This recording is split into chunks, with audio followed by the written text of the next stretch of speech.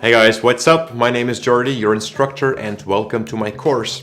In this video lesson, I'm going to talk about the fallbacks of the DSLR camera. There are some issues, some problems, and I'm going to teach you how to work with them or how to use a workaround. So the first thing I want to talk about is the sensor of the camera. In some of the previous lessons, I was talking about how great that CMOS sensor is inside that camera. But unfortunately, it also has some problems. And the first thing is a rolling shutter. Now, what is this? I have explained to you how the shutter works of the DSLR camera. It's a digital shutter, and it reads out its information horizontal and multiple times.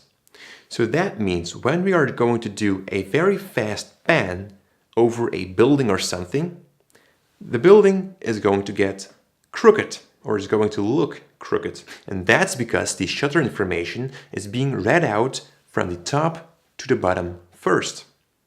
Let me show you a video about that rolling shutter so that you can see it in action. So as you can see, I'm panning over these trees, and you can see in the pans itself, the trees are looking crooked, and that's because of that rolling shutter. The solution for that? Watch out with your pans. Unfortunately, there's no physical solution or any software solution to fix that problem. The newer cameras does have that fixed, but most DSLRs are still with that problem. So be careful with panning very fast, do everything slowly. Alright, the next thing is moire or anti-aliasing. That's also a sensor problem.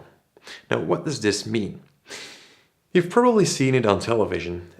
People that wear a shirt or something where the texture is very close to each other. Then you get this weird looking color over it. I'm going to show you this with a video. Right here. You can see this is moire.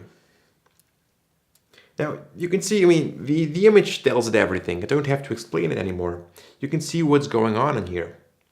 Now, there is a solution to fix this problem. It's not a cheap solution, but you can put a filter in front of your sensor. Now, the problem is that not all cameras are supported, and not all lenses also are supported with that filter. Now, if you do shoot a lot in front of small textures, then it's worth buying, else just try to avoid such small textures. Alright, the last fallback of the sensor are dead pixels. Sometimes it is possible that a pixel just dies, that it breaks. Now for pictures, it's not such a huge problem because we can shoot RAW in 5, maybe 6K sometimes. What is 1 pixel in a 6K resolution? Now, for video, that's different. First of all, we have a compression. And second of all, we have, let's round it up to 2K video. You do see a small white dot in your videos then. Some of you might have already experienced that. What can you do? Well, you can send your camera back to Canon and they will remap your pixels. Sometimes it's under guarantee, sometimes not. Fortunately, you sometimes have to wait 3 to 4 weeks until you get your camera back. But you can also fix it yourself. Now remember that this is not a permanent solution, it's a temporal solution, and I have a video on how to do that. So the first thing you have to do is take off your lens. Then stick your body cap on the camera, and we'll go to the menu. And in the menu, we are going to search for sensor cleaning. We'll choose manual cleaning. Click on that, and you will hear that your camera is going open. So it says clack, and your sensor is open. Now turn your camera upside down so that the body cap is looking downwards.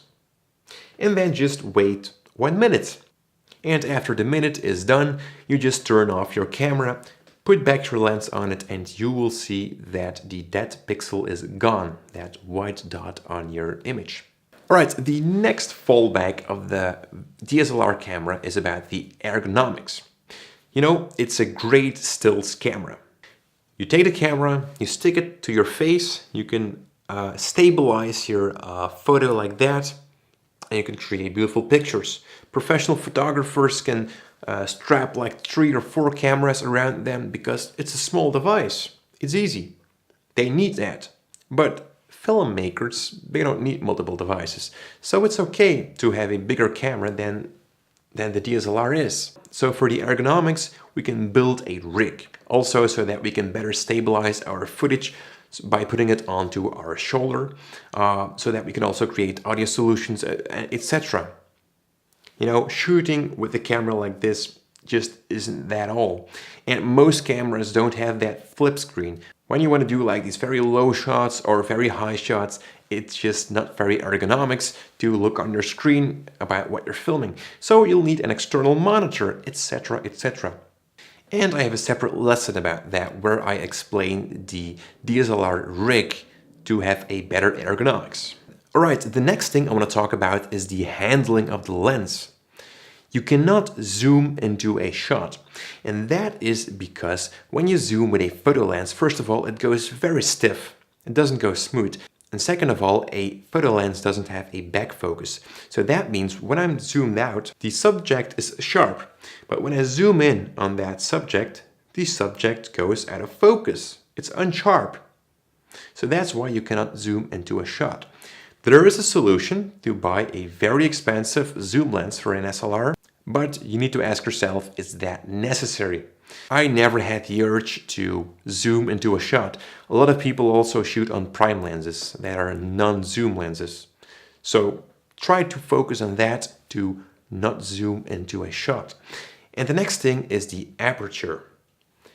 While shooting, don't change your aperture, because the aperture is being changed on the camera itself.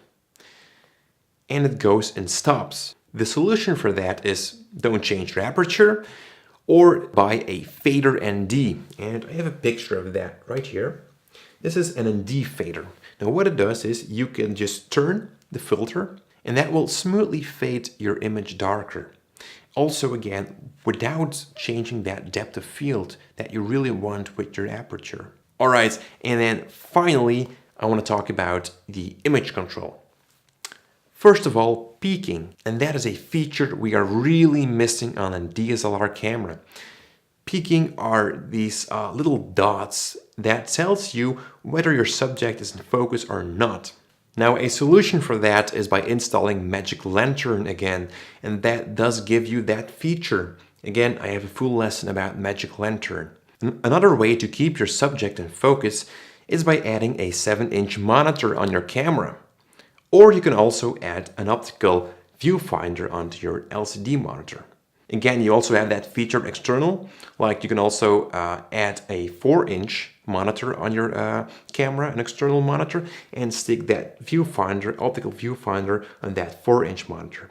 So there are solutions, and I also suggest to find a solution for that. I have a lesson about Magic Lantern and about accessories. So stay tuned in this course. You will learn everything about this and find your best solution. And then finally, we are missing a zebra functionality. Zebras indicates whether an image is overexposed or not. Some people also put the zebras on the skin tones, and then they know that the skin tones are exposed perfectly. Now, we do need to know whether something is overexposed or not. It's sometimes very hard to see on that little display. So, one way to fix this is by using an external monitor, a 7-inch monitor, so that you can see it better. And when you look at the more expensive monitors, they have this feature also inside the monitor itself to put on that zebras. Oh, by the way, they also have that peaking functionality on the monitor itself. Another way is again by installing Magic Lantern. Magic Lantern has this feature. And then finally is by reading the histogram. And this is a metering that every HDSLR has. So how can we read this histogram? For photographers, this is probably easy. But for videographers, this is something new. And I have an image right here that shows you how you can read the histogram. So on the left side, we can find the black areas of your image. And on the right side, we can find the white areas. Now, when the information, this graph, sticks on the right, we know that our image is underexposed and that the details are gone in the black areas. And then again, when the signal or the information of the histogram is sticking on the right side, then we know that our image is overexposed. So try to aim this histogram graph somewhere in the middle so that no information sticks on the right or on the left side. Alright, that's it for this video lesson. I want to thank you for watching, and in the next lesson, also the next chapter, I'm going to talk about the firmwares. First of all, the Canon firmware, and then I'm going to talk about Magic Lantern. And you're probably thinking, finally, because I've been talking about that all the time in my course. It's a great functionality, so I do going to teach you how to work with that. And also I'm going to teach you P-Tool, and that is something for the Panasonic camera.